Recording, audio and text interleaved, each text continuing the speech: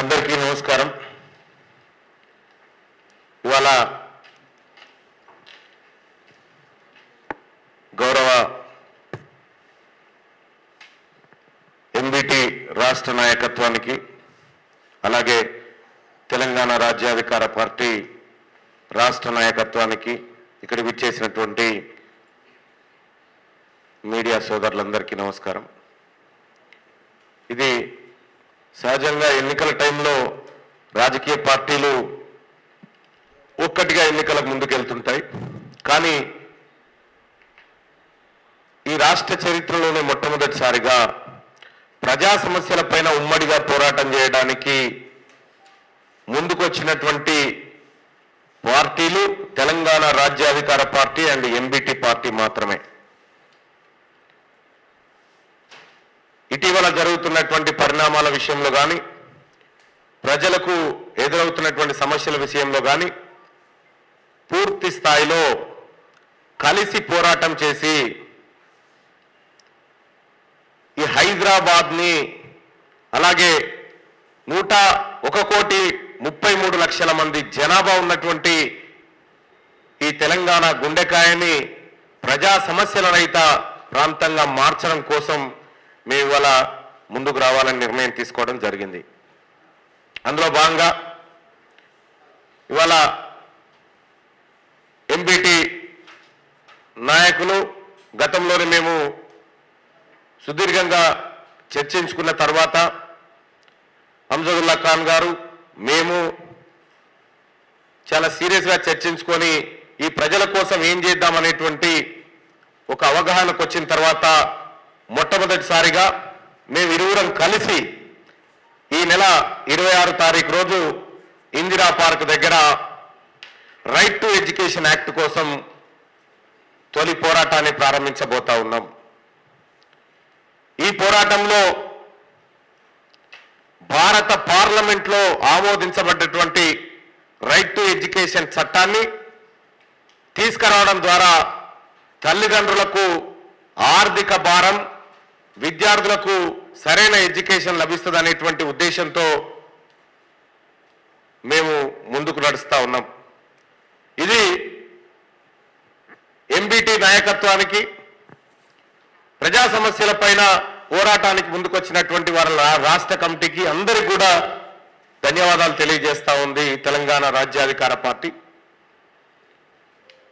కనీ విని ఎరుగని రీతిలో ఈ నెల 26 తారీఖు నాడు ఇందిరా పార్కు దద్దరిల్లబోతా ఉంది. సో ఈ అంశంలోనే ఉమ్మడిగా మీడియా సమావేశం ఏర్పాటు చేసి ప్రజలకు పిలుపునివ్వాలి మన ఇద్దరి తరఫున మన రెండు పార్టీల తరఫున అనేటువంటి ఉద్దేశంతో ఈ కార్యక్రమాన్ని నిర్వహించడం జరిగింది. అలాగే భవిష్యత్తులో కూడా ఎంబీటీ మేము తెలంగాణ రాజ్యాధికార పార్టీ కలిసి ప్రజా సమస్యలను మా సమస్యలుగా భుజానెత్తుకొని పోరాటం చేయడానికి ఉమ్మడిగా నిర్ణయం తీసుకోవడం జరిగింది. అందులో భాగంగా మేమందరం కూడా ఇవాళ సోమాజిగూడ ప్రెస్ క్లబ్ కాడికి రావడం జరిగింది. మాకు తెలుసు తెలంగాణ రాష్ట్రంలో ముస్లింల పరిస్థితి ఎట్లా ఉందో మాకు తెలుసు. 1956 से अभी 2026 तक एक मुस्लिम महिला भी औरत भी असेंबली तक नहीं गया. స్వాతంత్రం వచ్చినప్పటి నుంచి ఇప్పటి వరకు తెలంగాణ అసెంబ్లీలో లేదా ఉమ్మడి ఆంధ్రప్రదేశ్ అసెంబ్లీలో ఒక్క ముస్లిం మహిళ కూడా అసెంబ్లీలో లేదు. ఇలా తెలంగాణ జనాభాలో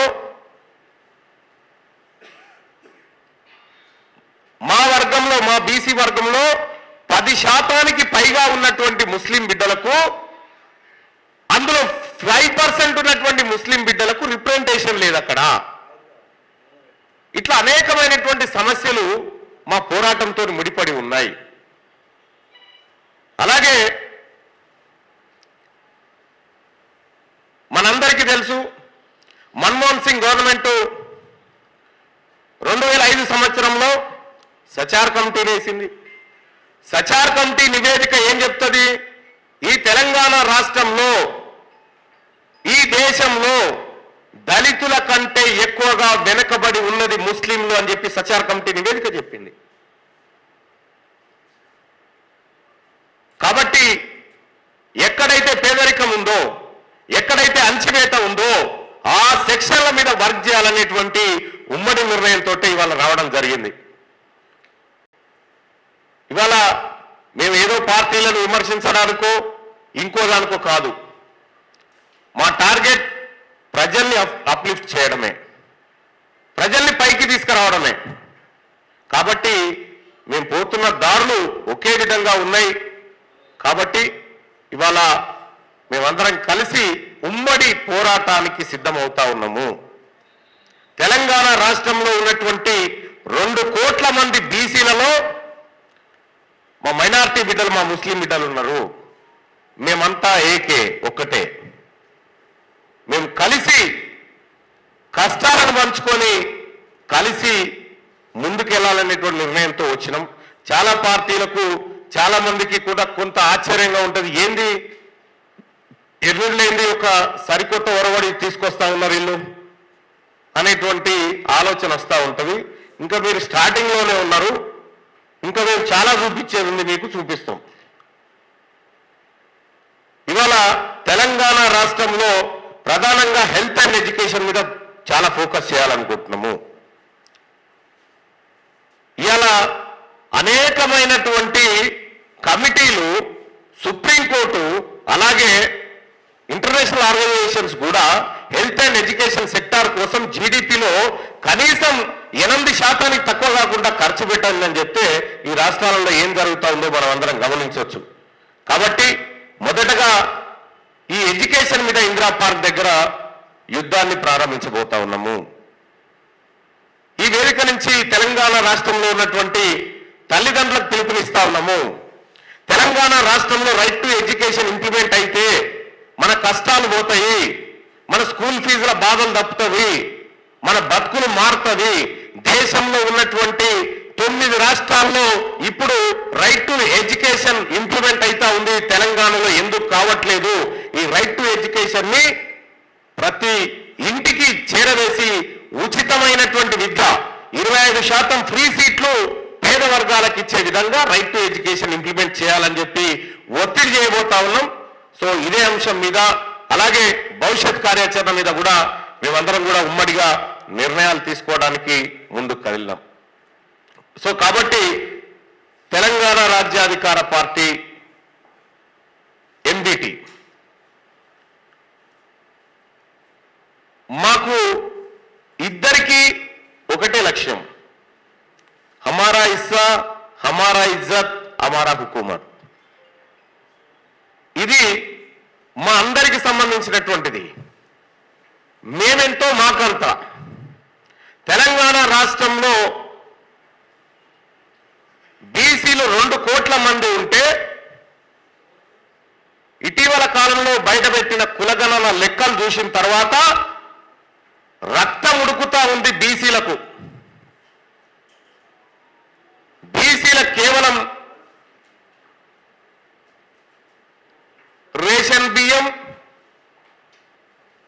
రేషన్ కార్డు, చిన్న చిన్న పథకాలు మాకిచ్చి కోట్లాది రూపాయల సంపదను వాళ్ళు దోచుకపోతున్నటువంటి సందర్భంలో ఎంబీటీ ये ओल्ड सिटी का नहीं है, पूरा तेलंगाना का पार्टी है.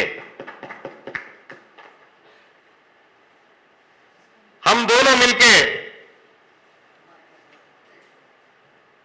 आने वाले दिन में ये तेलंगाना के लिए, हमारा ओबीसी लोग के लिए, माइनॉरिटी लोग के लिए लड़ने के लिए हम तैयार है. अभी ఇక్కడ మీడియా సోదరులకు కూడా చెప్పేది ఏంటంటే, 26న జరగబోతున్నటువంటి ఏదైతే రైట్ టు ఎడ్యుకేషన్ ఇంప్లిమెంటేషన్ కోసం ధర్నా జరుగుతుందో అందులో మీ పిల్లలు కూడా ఉన్నారు, మీ బంధువుల పిల్లలు ఉన్నారు. తెలంగాణ రాష్ట్ర వ్యాప్తంగా ప్రతి ఏడాది ఒక విద్యా సంవత్సరంలో ప్రైవేట్ కార్పొరేట్ విద్యా సంస్థలు చేస్తున్నటువంటి దోపిడీ ఏదైతే ఉందో అది 90,000 కోట్ల రూపాయల దోపిడీ. విద్య వ్యాపారం కాదు, సేవ అని సుప్రీంకోర్టు 8 కేసులలో ఉదాహరించింది. కానీ ఇక్కడ తెలంగాణ రాష్ట్రంలో విద్య ఎవరి చేతిలో ఉంది? అసెంబ్లీలో కూర్చున్నటువంటి 20 మంది ఎమ్మెల్యేలకు విద్యా వ్యాపారాలు ఉన్నాయి. మండలిలో కూర్చున్నటువంటి ఎమ్మెల్సీలకు విద్యా వ్యాపారాలు ఉన్నాయి. ఎంపీలకు విద్యా వ్యాపారాలు ఉన్నాయి. ओल्ड सिटी में हमारा बारिस्टर को भी है इंस्टीट्यूशंस. ఇవి